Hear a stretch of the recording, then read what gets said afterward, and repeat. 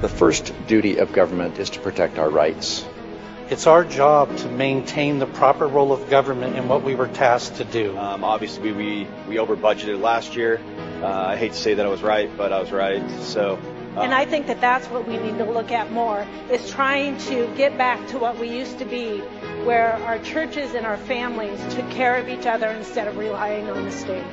And we have no way to maintain control over the spending of this program, and it will be a disaster for this state long term. But we have a whole gamut of kids whose parents would like to do something for them and they cannot. I take our constitutional rights, the constitutional rights of my constituents, very seriously.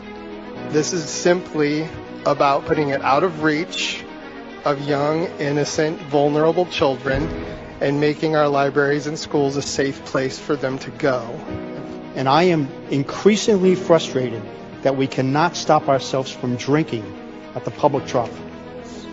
He's sounding the alarm. He's saying if we don't address these issues, we potentially might have greater problems moving forward.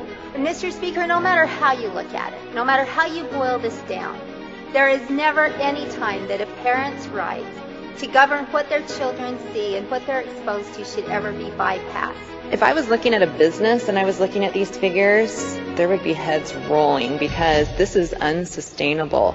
We're supposed to be bottom-up government. We're supposed to be representing my citizens' ideas and your citizens' ideas, and we're supposed to be discussing them and debating them to come to a conclusion. We need to start making Idaho first. We need to start making America first. We need to be protecting our First Amendment rights, not inventing ways to slowly chip away at them. The First Amendment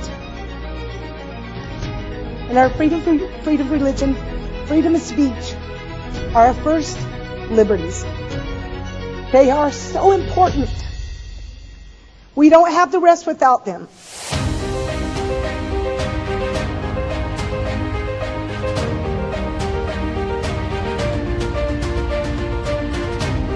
Not on the bus. I appreciate your green light on this. Thank you. Thank you. Debate is closed. Question is to House Bill 396 pass the House. Clerk will lock the machine. Members will cast their votes.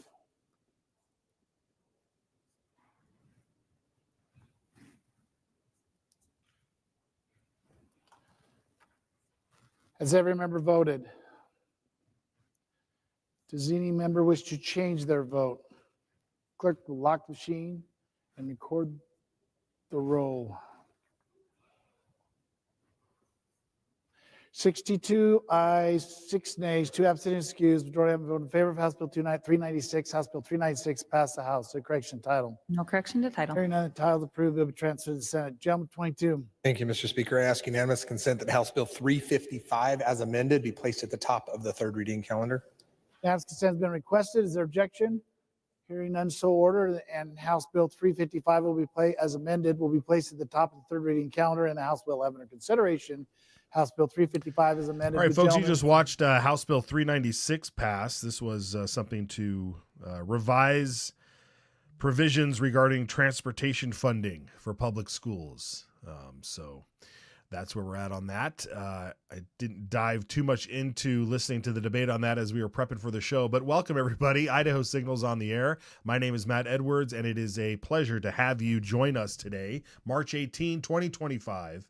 It is a Tuesday, and we've got a lot to get to today. There was a lot happening in the session yesterday after we went off the air around the 2 o'clock hour down south, or up north rather, 3 o'clock down there, at some point in the afternoon.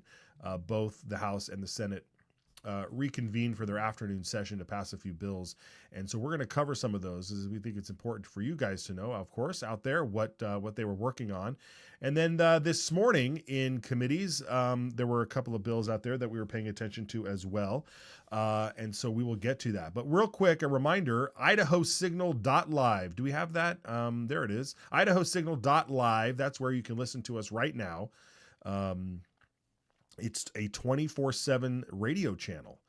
And basically, if you're on the go, you head over to idahosignal.live and listen to the broadcast live during the show. And then, of course, it will repeat for the remaining 23 hours left in the day. So very good.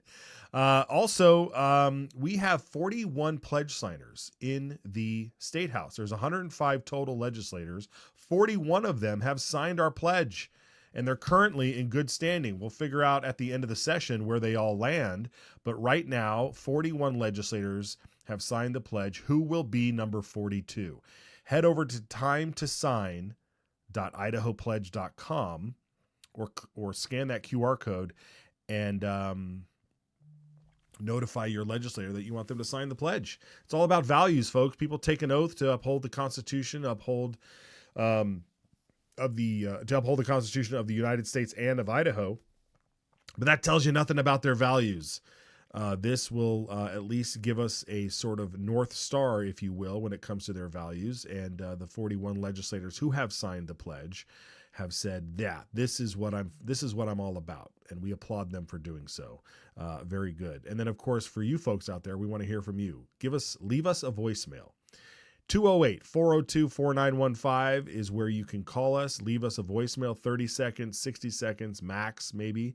And we'll play it live on the air. We want to know what you're thinking. We've had some great voicemails over the past few weeks, few months that we've been on the air this session. And so we want to make sure that you can get your voice heard. All right, let's get into it. Yesterday afternoon, House Bill 380 was on the floor. House Bill 380, basically, in a nutshell, says that if you are convicted of a crime against children of the most heinous type, what you never want to think of what adults could do to a child in a sexual assault manner, that you will be eligible for the death penalty, that the death penalty is on the table if you are convicted of a sexual crime, a heinous crime against children. Now, you might be surprised to know that this is a law that has been tried to get passed here in Idaho. It's tried to get passed in other states, and it's met resistance at the Supreme Court level. Representative Bruce Skog is one of the sponsors of this bill in the House. And during his opening debate on this bill, which he went into, he's a lawyer, so he went into a lot of the details on what this bill does.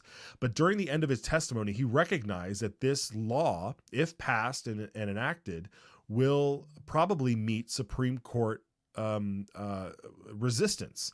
And so he wanted to address that up front. So let's watch this clip. Now, I want to be straight up with you. This was found unconstitutional by Louisiana. In Louisiana, they had a statute where a stepfather raped his 8-year-old stepdaughter to where she had reconstructive surgery to recover from that.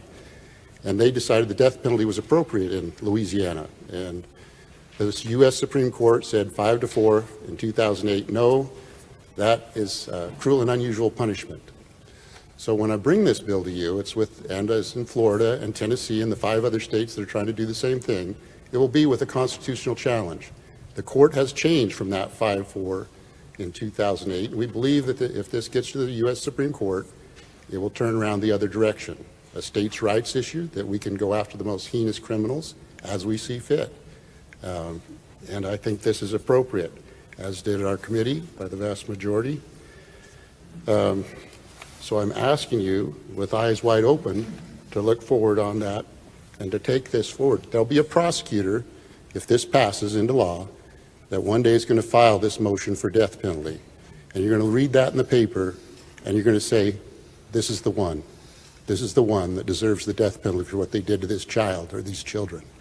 And you'll know it, so will the prosecutor, so will the jury. It's a jury decision, ultimately.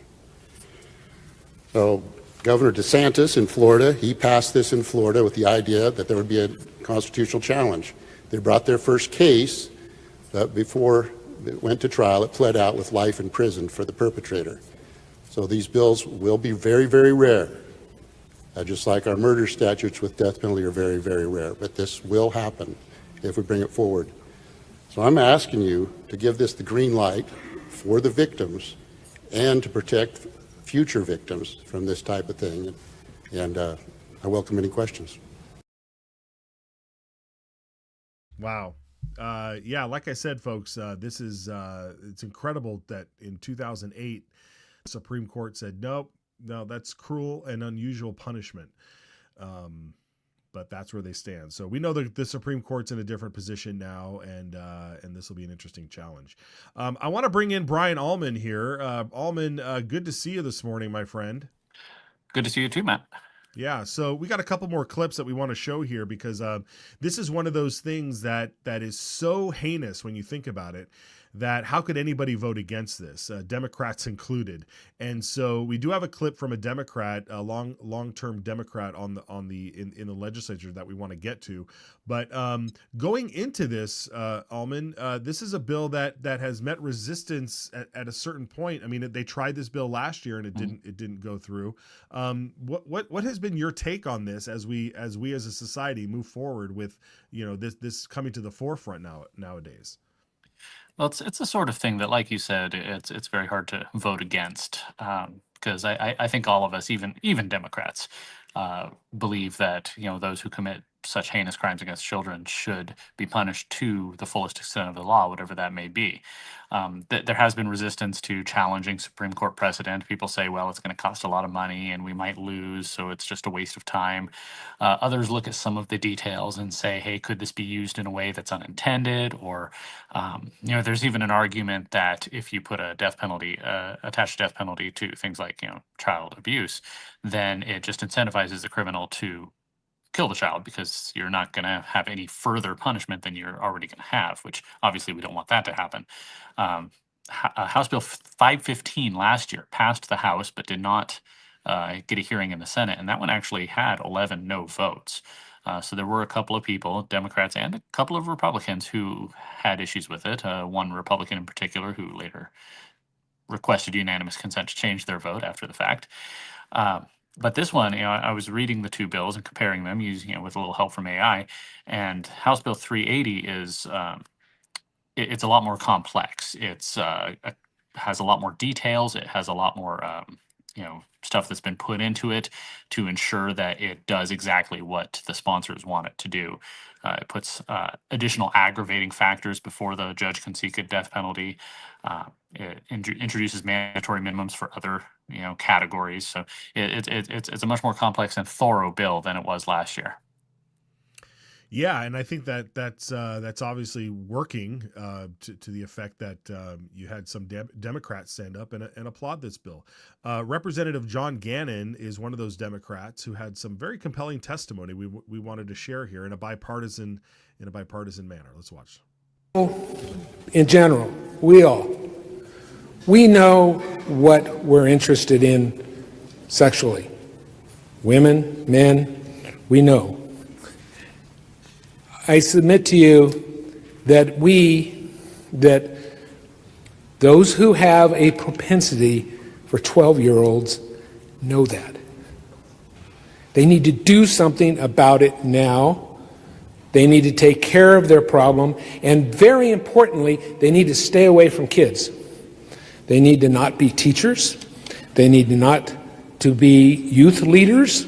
They need not be involved with relatives who are very young, except on a formal basis.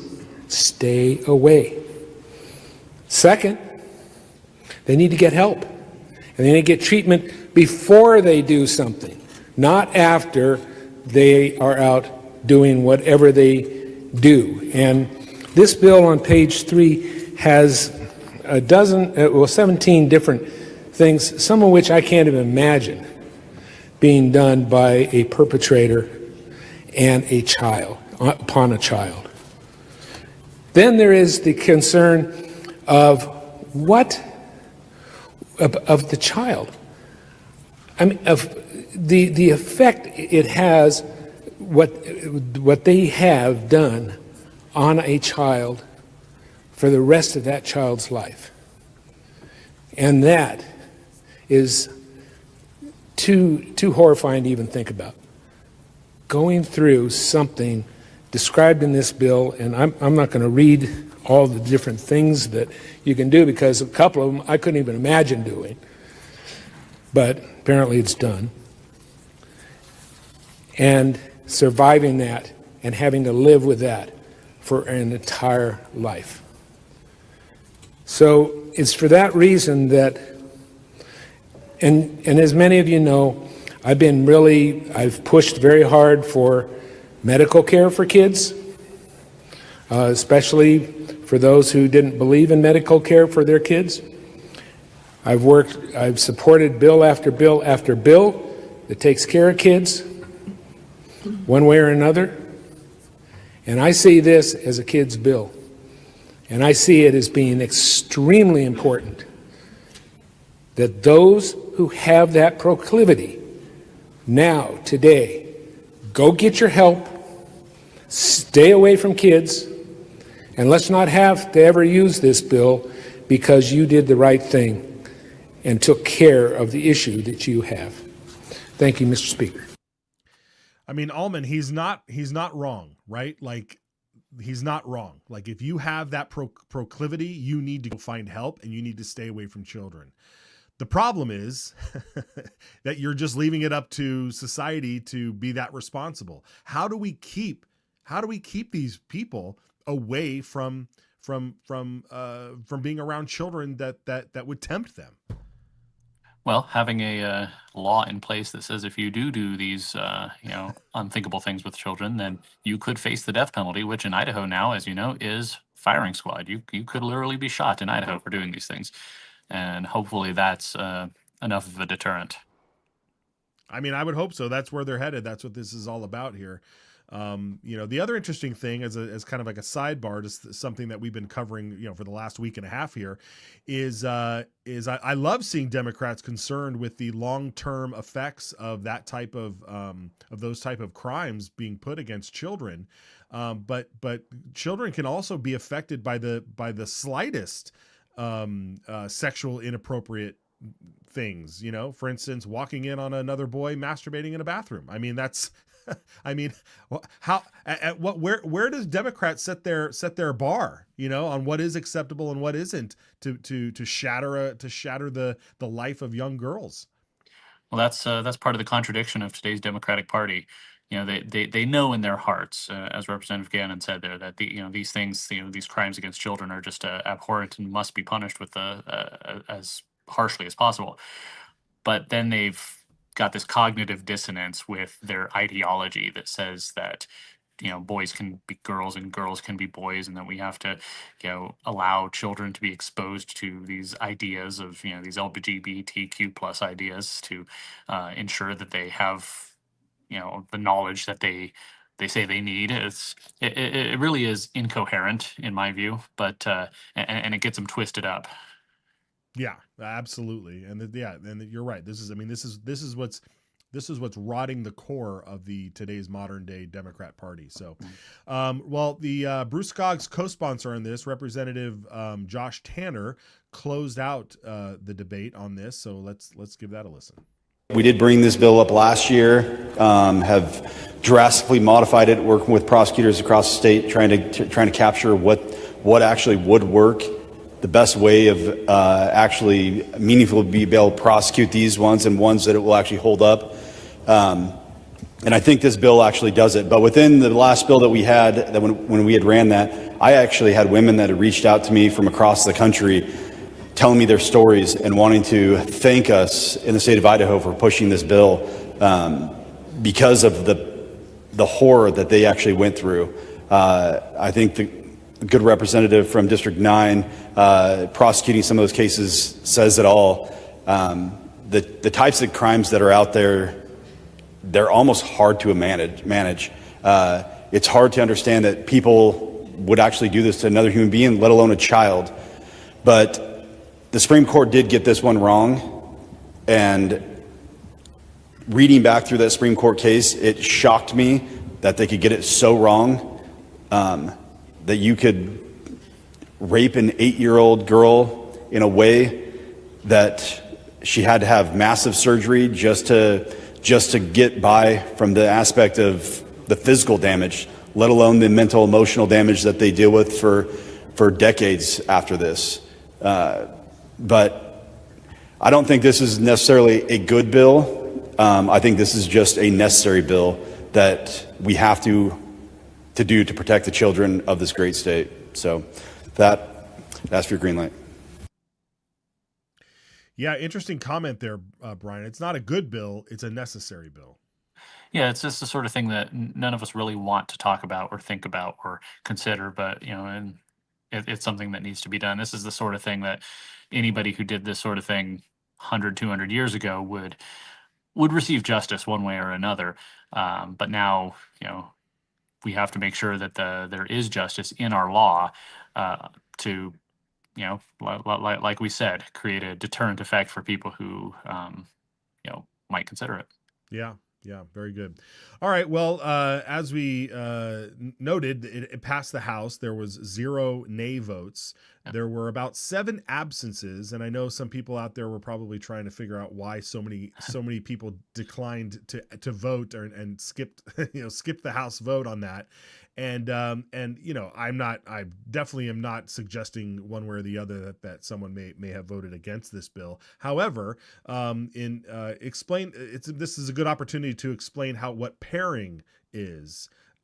You want to because one of my theory is that there was no one there to pair their vote with, and so they had to be recorded as absent. But do you kind of want to explain how a pair vote works for the folks out there?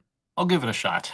So if you know that you're not going to make it to a vote, but it's a bill that you really want to be to cast your vote on, then you can sign up with another member of the House or the Senate that's going to vote opposite you. And you both go fill out a paper and give it to the clerk or the secretary. And so it has to be somebody who's voting opposite. So the pairs always have to be one yay, one aye, one nay. And obviously with the House Bill 380, there were no nays, so that you could not pair it with anybody. And there's some rules that go with that. If one of the person who's part of that pair gets up and debates, then that breaks the pair. I'm not 100% sure why they implemented those rules, but those are the rules. So if you come in and you say, you want to vote for a bill, and the Democrats are going to vote against it, you'll go and talk to one of them and see if they're willing to pair with you. And then their nay gets recorded, your aye gets recorded. And I asked someone, doesn't this create a perverse incentive to just get up and debate and break the pair, and then the person you're paired with isn't going to be able to have their vote recorded? That's the sort of thing, I guess, that would work once. And then that trust is forever broken, and you'd never be able to do it again. Yeah. I mean, and again, these people, they have to work with each other. I mean, they see each other in the halls and do all that sort of thing. So there is some sort of honor in pairing and keeping your word and pairing your vote. So yeah, very good. Well, thanks for the explanation. I think you did a good job. Okay, let's take producers. Let's take just a very quick short break. We'll come back and we want to go through House Bill 135 that was also voted upon yesterday, but I want to take a different angle on it because there was a lot of debate against it that I think you need to hear who's voting against this bill in 135. So let's take a short break. We'll be right back.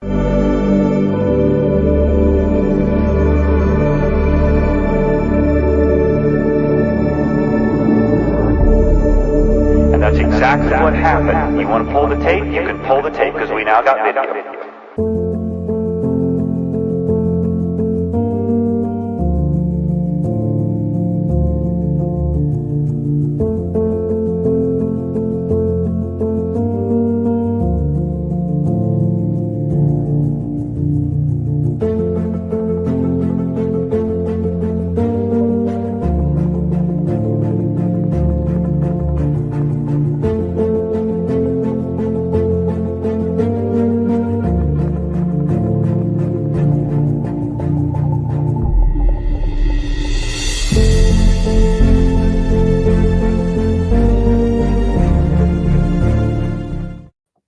Images given to students will be a firm foundation for their pro-life beliefs.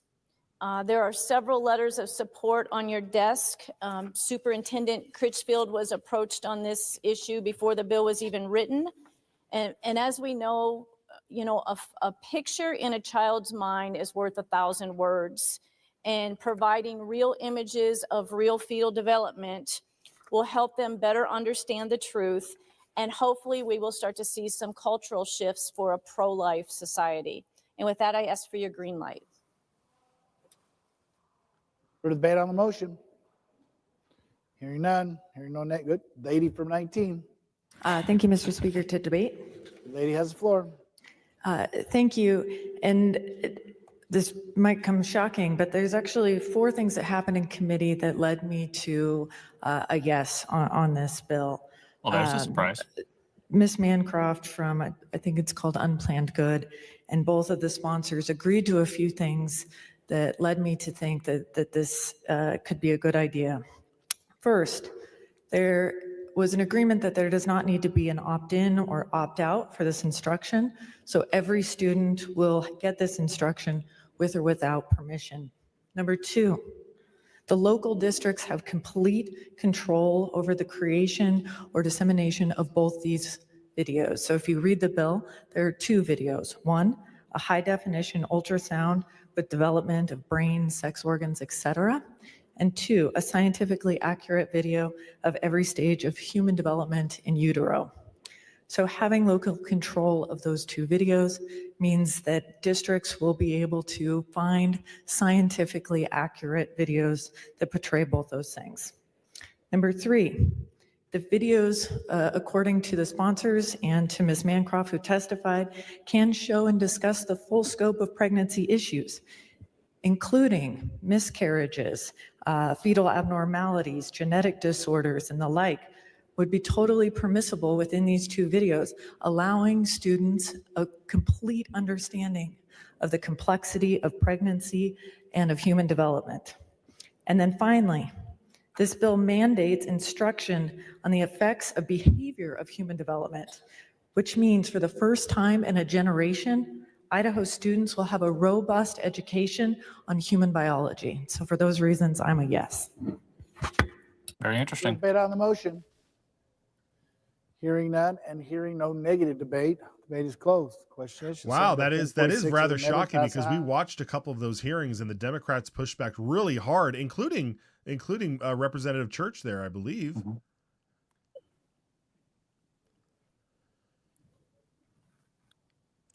Matthias and Rubel are still no's. So Democrats split Church. on this issue. Has every member voted?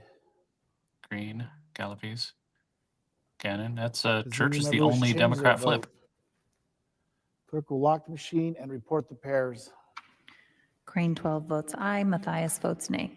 63 There's ayes, a 6 pair. nay, 1 absent and excused. Say again? Voted having voted. There's a pair. Right. Right. Fascinating stuff there, Allman. That was great. I think there's I give Representative Church a lot of credit there. She's basically saying, look, if we can show what the truth is, if we can show human biology and all of the negative aspects of it, all of the complications of because there are being born is a complicated business and being and developing in the womb is a complicated business, and the more information out there, the better. And I think to Representative Heather Scott's point at the very tail end of her that we caught there, the more we learn about human development, the more I think, and it sounds like Representative Scott thinks, the more we would move to a pro-life society. Well, we do just need to keep an eye on some of the schools like Boise schools and see how they carry this out. I do know you hear from some left-wing areas that they'll try and say that pregnancy is very, very dangerous, and that's why abortion is necessary, so that you don't go through that. Yeah, I cautiously optimistic, but we'll keep an eye on how they present this.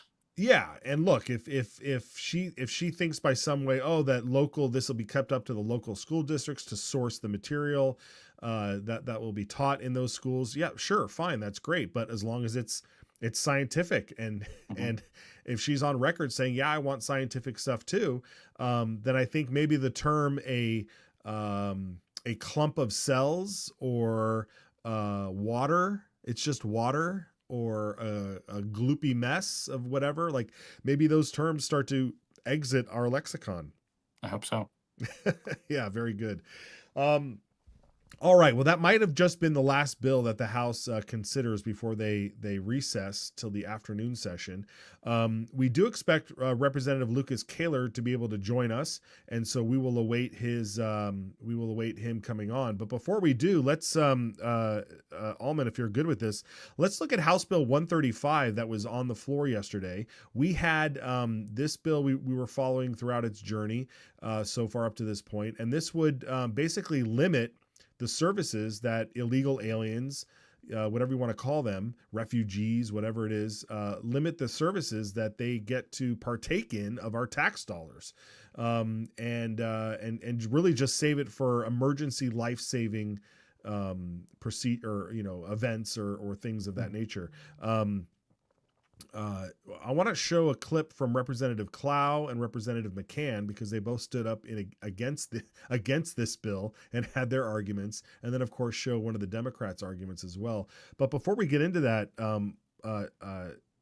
Alman, we had discussed how that these bills, the same thing with Medicaid, the same thing with just identifying illegals, telling us that this is a hot topic across the country, right?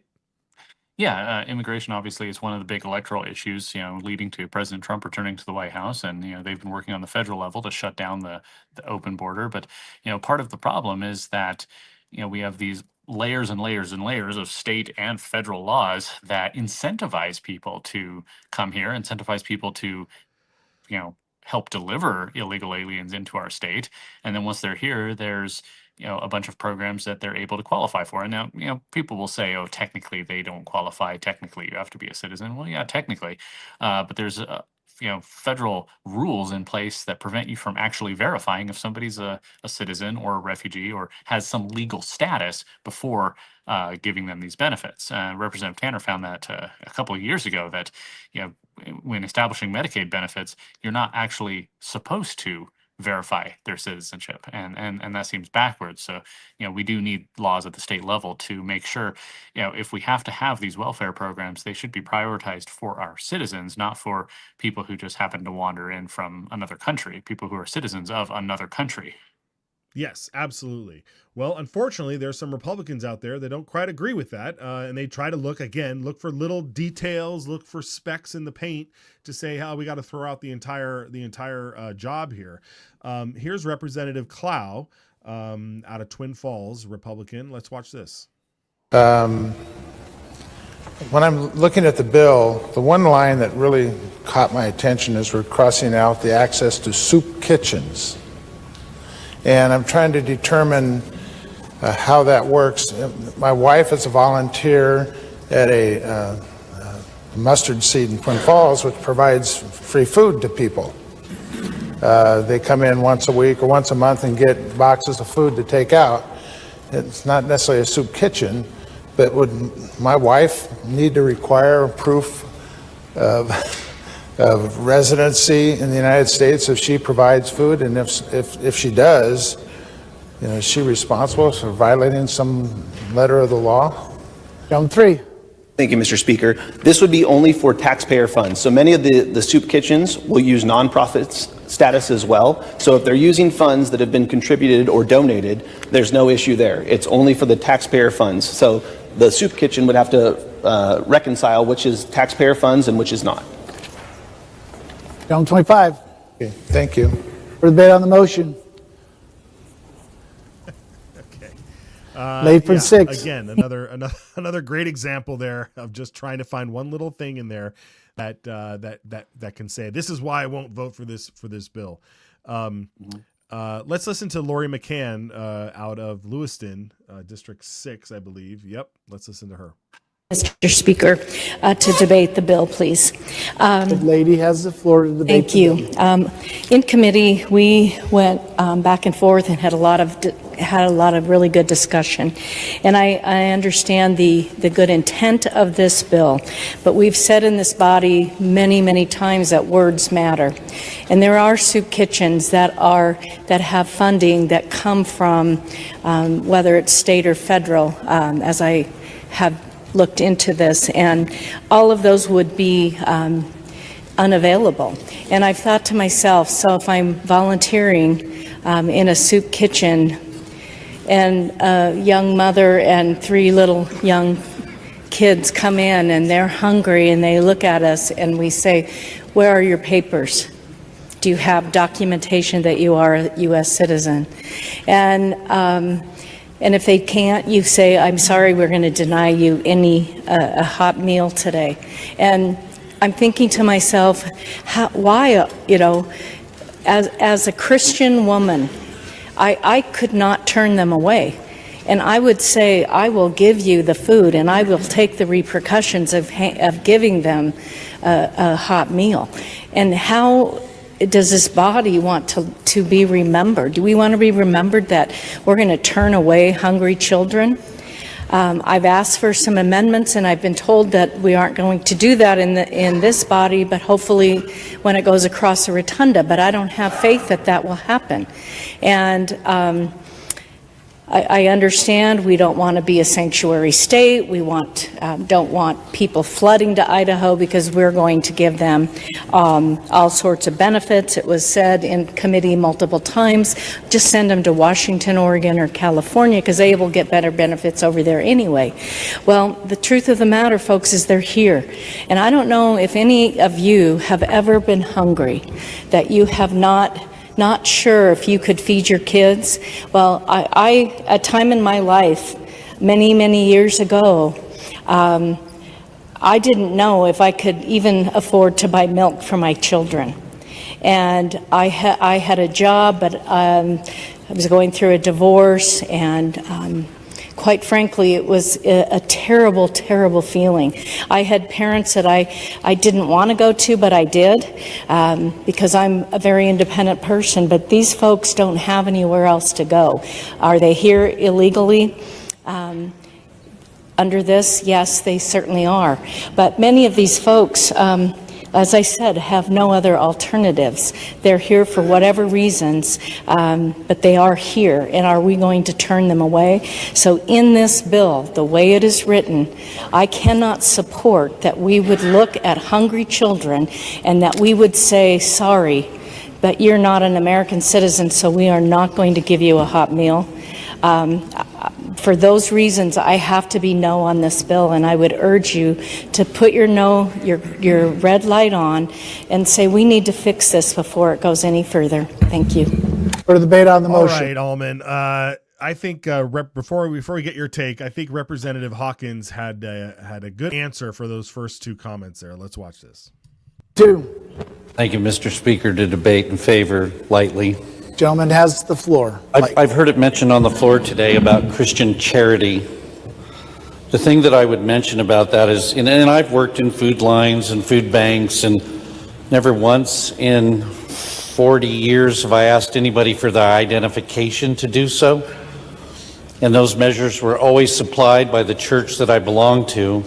When we speak of Christian charity in this body or anywhere else, I would just like us all to remember, my Christian charity isn't, I don't have the ability to force you to give. And as Davy Crockett said in his letter to Congress, it's not yours to give. This is the money of the people. And when we make these decisions, we need to be very, very careful about what we do. And like the gentleman from 22 has already said, this isn't denying anyone anything. They are able to go out and get these things. We're just not going to compel the people of the state of Idaho to pay for it. That's all this is talking about. So this doesn't interfere with charity. If people are worried about kids eating or any other thing that can come up, then get out. I can get out my checkbook and take care of that. But I don't have the right to take your checkbook out to take care of that. Alman, how right is that, right? That's Representative Hawkins is always so great on matters like this. Again, referring to Congressman Davy Crockett's point way back almost 200 years ago that, yeah, just because money is being appropriated for something you think is a good idea, that doesn't mean it's yours to give. And the assumptions made by Representative McCann are pretty astounding. She talks about the hypothetical poor children who need a hot meal but aren't citizens. Well, what about the poor children who are citizens who, things are finite. Money and food are finite. So there has to be priorities. But secondly, just this assumption that charity relies on government. Charity relies on confiscating tax dollars from the citizens to support them, which is entirely backwards. There's charities that operate without government help, and those charities are free to prioritize as they see fit, free to give to whomever they want. Why is it the job of the government to support these and keep them going? Yeah, absolutely. Great points there. Representative Lucas Kaler, hopefully will be joining us in a moment, but he weighed in on this debate yesterday as well. We have a good clip there, and then maybe we'll follow up with him when if he's able to show up. But let's listen to this. Gentleman has the floor. Thank you, Mr. Speaker. I would just like to remind everybody that the U.S. government is not a charitable organization, and tax dollars are not charitable donations. Quite frankly, this bill disincentivizes people to be here illegally. If people want to come and migrate to this country legally, there are standing laws that have allowed that process to happen for a very long time, and I am fully encouraging of people who want to better their lives and the lives of their families to come here under the legal process. But for those who come here and abuse our tax dollars to their benefit, well, that's morally and fundamentally wrong. Furthermore, the people who, once again, don't have a voice in this matter, which is important why we are the voice for them, are our constituents, the people who fund these entitlement programs. So I would absolutely ask everyone to, again, look deep down inside and remember who it is that they got elected to represent, and that is the good citizens of this state and the taxpayers who are funding these entitlement programs, and I would ask you to support this bill. Yeah, another great point. Who are you here to serve? Who's voted you in, right? The Amity Schlaze is an author. She wrote a great book about the Great Depression called The Forgotten Man, where she points out that the forgotten man was not the poor person who needs charity, because they're not forgotten. They're getting charity, and they're getting government welfare ever since the 1930s. The forgotten man are the regular taxpayers going to work whose money is confiscated to pay for all those welfare programs, but they don't make enough to influence the political process. They don't make enough to demand a meeting with the president or some cabinet secretary and say, hey, you've got to do things differently. They don't make enough to lobby. They just make enough to support their family and to have it taken away to support others. And that's really who needs representation. That's who Representative Kaler there was referring to as those who their job as legislators is to be their voice. Yeah, absolutely. Our final clip on this matter comes from Representative Clint Hostetler out of the Twin Falls area as well. So let's let him bring it home. 24. Thank you, Mr. Speaker. To debate in favor of the bill. Has the floor. I spoke on this in committee, and I used a quote that the good lady from 17 was addressing, and that quote goes, "Compassion stops at the door of irresponsibility." Health and welfare, education, our two biggest budgets. Anytime we try to do anything to stop those, the increase, the bloat, we're hit or bombarded with these emotionalist, terrorist narratives of grandmas are dying and children are starving. State your objection. Lady from 34, state your objection. I would question whether or not the gentleman wants to use a word like terroristic as a part of his floor debate. Emotionally, absolutely. Because we're hit with the same narrative every time. Good job. Be careful. We don't want this getting out in the weeds. I apologize. Turn it back down. Let's hear your debate. You got it. The same narrative comes up every time when we try to address these issues. If we try to address the core of these issues, the same narratives come up. We are not doing the responsible thing by our people. All of us were elected by our citizens to represent them. We need to demagnetize.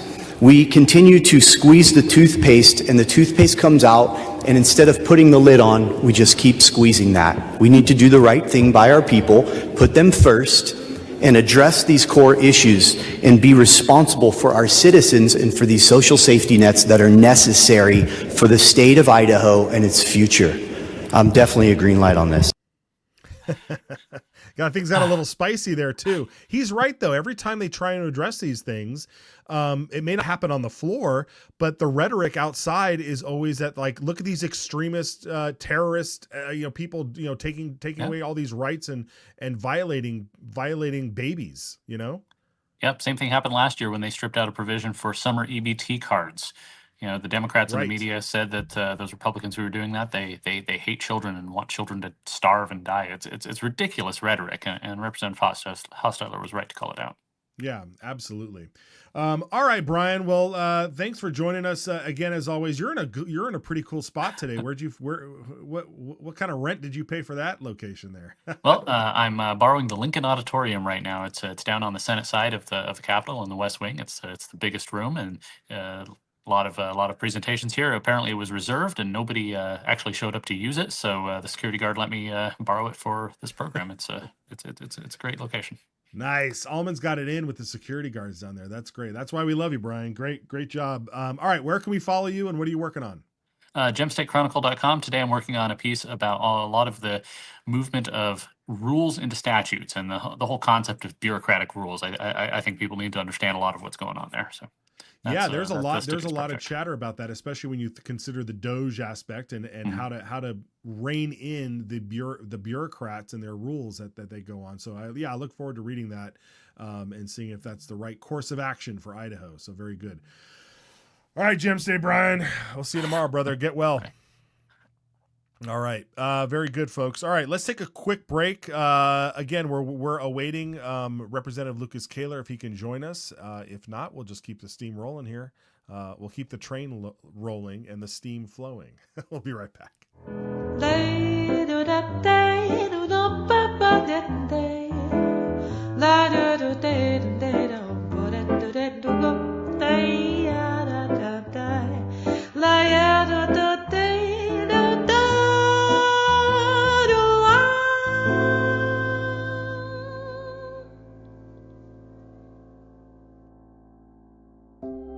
Idaho is the dirt under your fingernails after an honest day's work. Idaho is the hug around your neck when your daughter spells her first word. Idaho is the written word of the law, steadfast and impartial, guarding liberty for all. Idaho is the family rifle passed down, a legacy of protection and the right to stand firm. Idaho is the echo of your own voice, unshaken and free, standing tall among a world silenced. Idaho is the home that's built to weather storms, not empty wallets.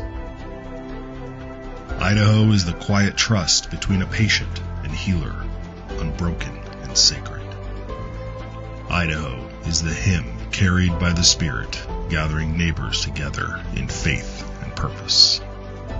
Idaho is the laughter around a campfire, a family's bond growing stronger with every word. Idaho is the pioneer's will, firm and clear. We govern ourselves, free and unbound. Idaho is what America was. Let's keep it that way. Ask your legislator to sign the Citizens Alliance of Idaho pledge to preserve our shared values. We ride together. All right, everybody, welcome back. It is my pleasure here, if he's ready, to bring in Representative Lucas Kaler out of District 11. Representative Kaler, how are you today? Good to see you. Hi, Matt. How are you doing today? I'm good. We can hear you fine, too, so that's great. You just got off the floor. You guys are doing double sessions this week and last week, it seems like. We played a clip earlier today of your debate yesterday on House Bill 135, which would rein in the services that we offer to illegal aliens and such. And you had such a great point about, who you're elected to represent. And I know you've been you've been using that argument rightfully so throughout this legislative session on who you're there to represent. So I wanted to get your take on how this is your first session, and I wanted to get your take on how it's been going and what your expectations have been and how they've been met coming into this session. Well, thank you. Thank you for having me on your show today.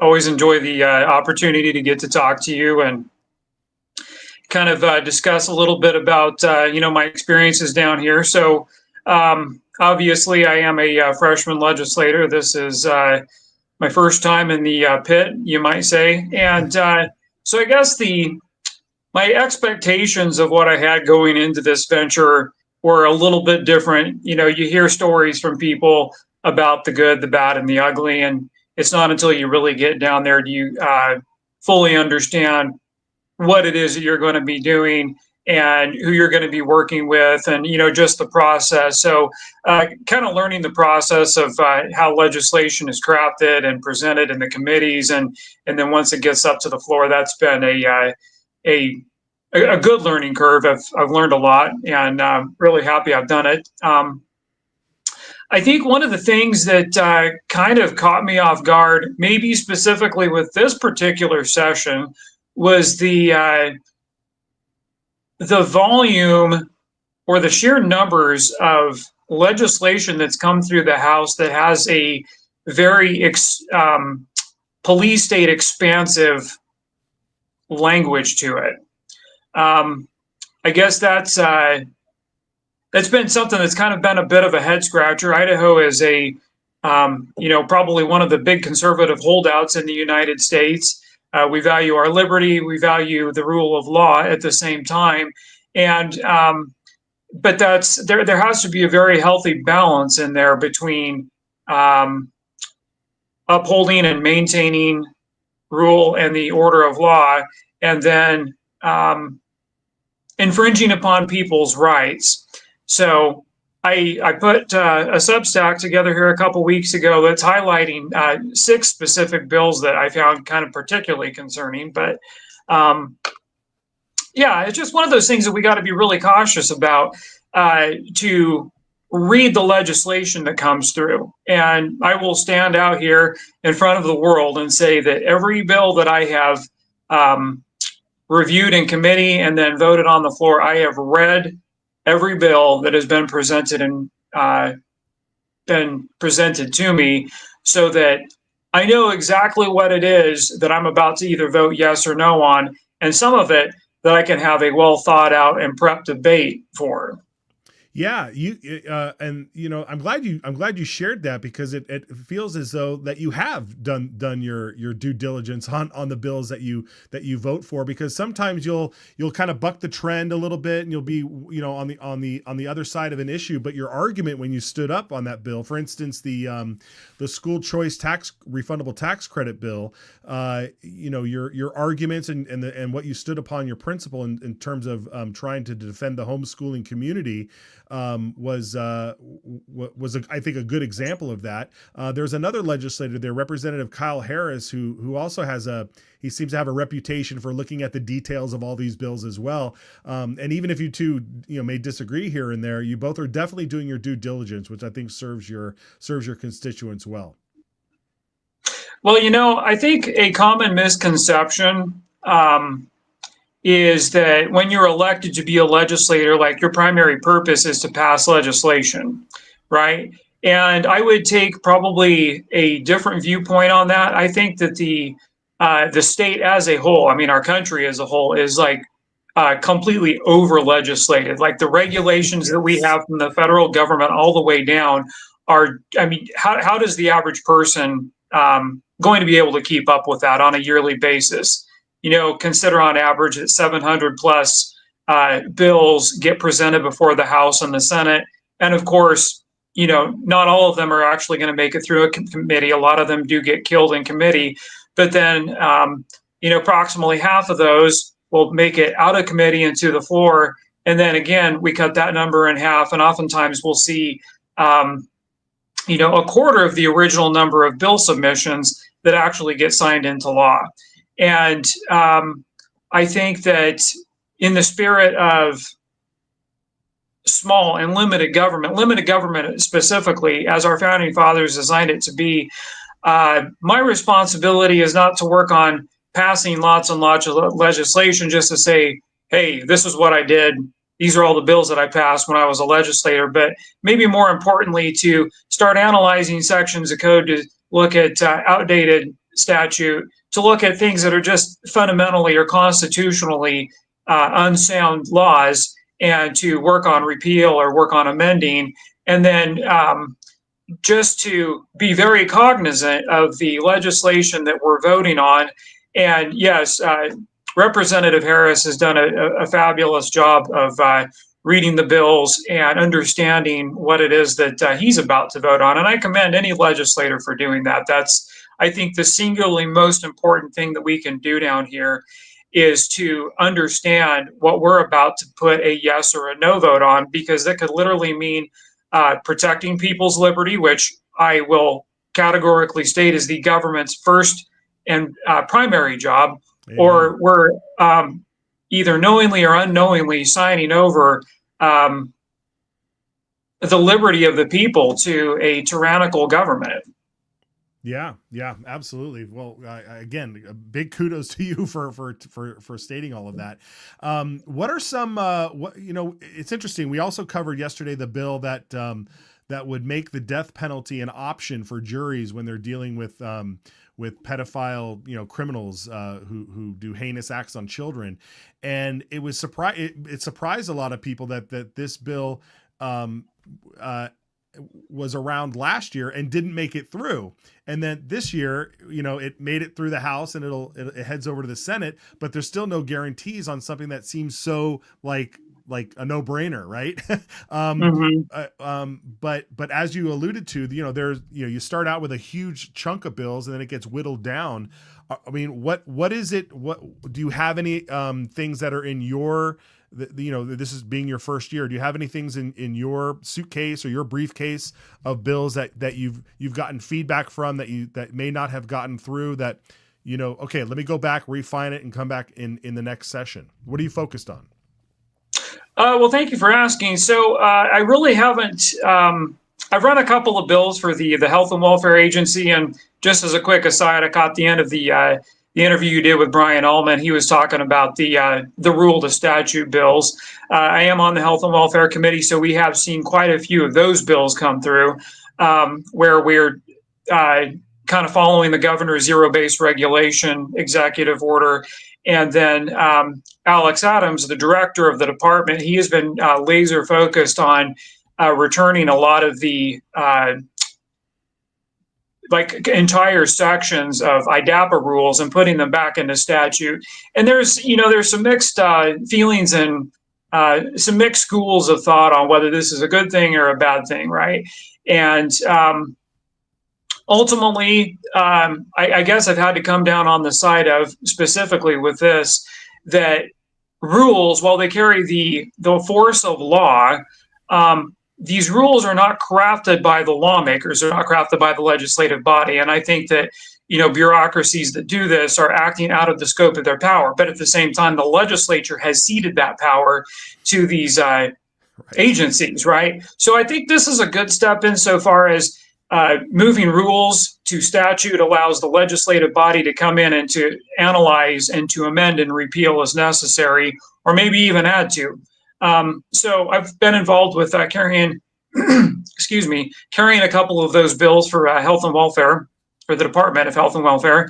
And then a couple personal bills that I've been working on. I worked on a No Public Funds for Public Media Act that a constituent was helping me craft the language on it.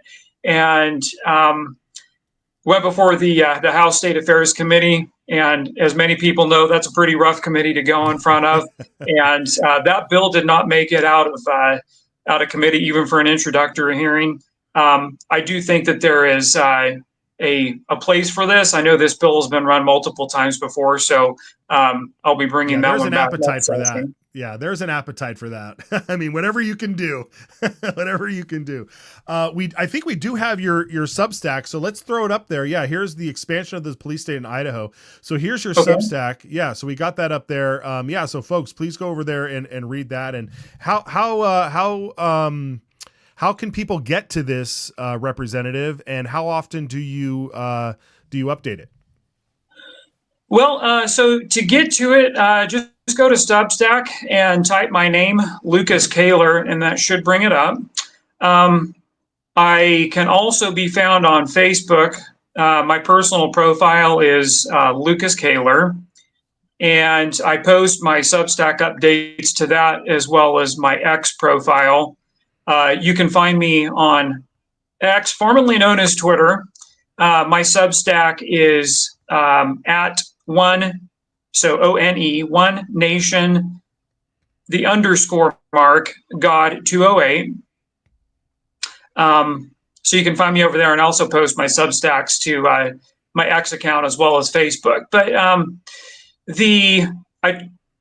I try to do them weekly. I haven't been super faithful at that, but I try to do at least like once every 2 weeks to highlight, some big controversial bills that are being voted on, as well as updating all of my readers on like particularly bad legislation, like these police state expansion bills. Yeah, very good. Awesome. Okay, good. All right, folks. Yeah, we'll provide the links. We have them up there scrolling down at the bottom too. So Representative Kaler, thank you so much for coming on to the program.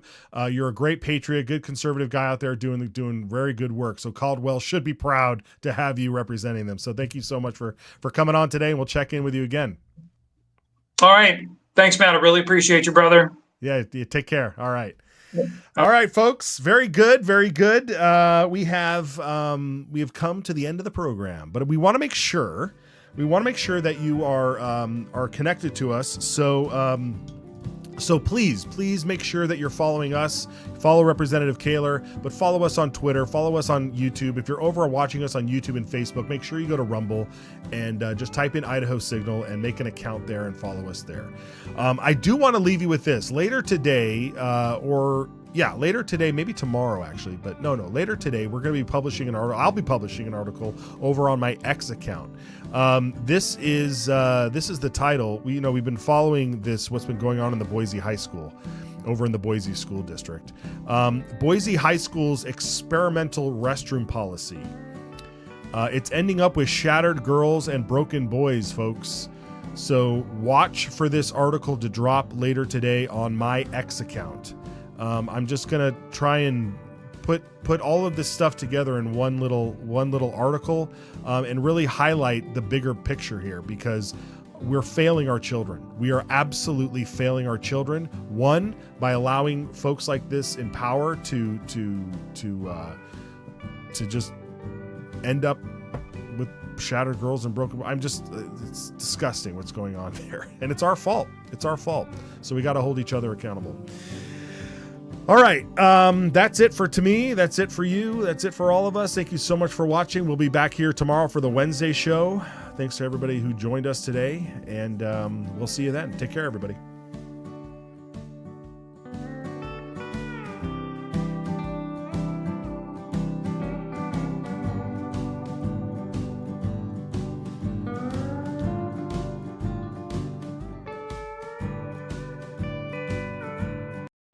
Bill, I think it puts a stake in the ground that says we have a sovereign right to protect what's ours.